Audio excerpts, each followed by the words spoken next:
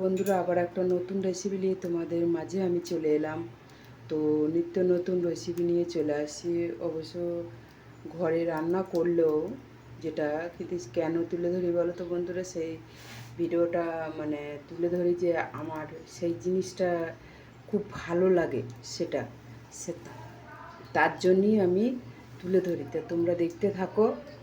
দেখো, এখানে কিন্তু আলু আছে, করলা আছে আর বেগুন আছে। তাই করলাটা দেখো তেলে করে ভেজে নেব, আলাদা করে ভেজে নেবো। যারা নতুন তারা শিখতে পারো। ভিডিওটা কিন্তু সম্পূর্ণ নতুন দেখবেন না, এটা কিন্তু পুরোনো জন্য হয়। কেন বলো তো, পুরোনোটা সবই জানে। তো দেখো, এদিকেও কড়াই দিয়েছি, এদিকে তেল লঙ্কা শুকনো লঙ্কা দিয়ে দিলাম, এটাকে 5 ফোড়ন দিয়ে দিলাম, দেখতে পাচ্ছ। আর এদিকে দেখো এটা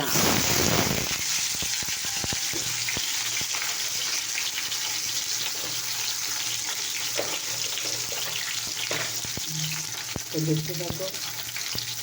পরিমাণটাকে নিয়ে নিলাম, দেখছিলাম এখানে দেখো আমি একটুখানি হলুদ দিলাম, এবার নাড়াচাড়া করছি। তো দেখো বন্ধুরা, এত ভাজা হয়ে গেছে। এবার আমি জল দিয়েছিলাম,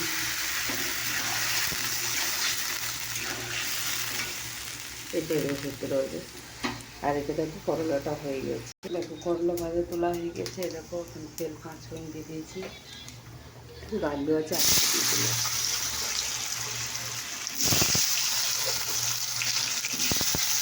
তো দেখো ফুটতে লেগেছে, এবার আমি মিষ্টিটা দেবো, চিনি দেবো। দেখো বন্ধুরা, তো আমার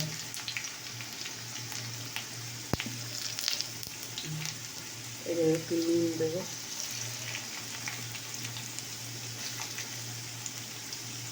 এবার হলুদ দেবো,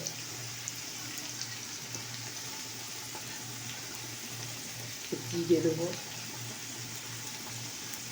সামান্য একটু লঙ্কার গুঁড়ো।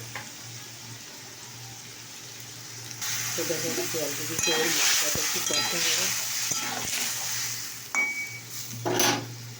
তো দেখো বন্ধুরা, আমার আমের চাটনিটা হয়ে গেছে। আর এদিকে দেখো কষা হয়ে গেছে,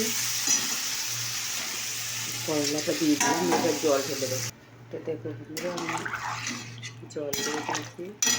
আর এই দেখো বেগুনটা যেটা ধোয়া আছে, এটা তেলে নাড়িয়ে এটাকে দিয়ে দিলাম,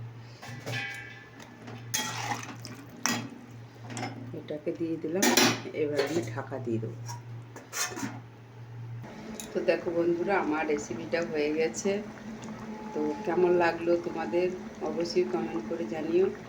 এই রেসিপিটা হলো সম্পূর্ণ নিরামিষ, আদা নেই, রসুন নেই, পেঁয়াজ নেই, কিচ্ছু নেই।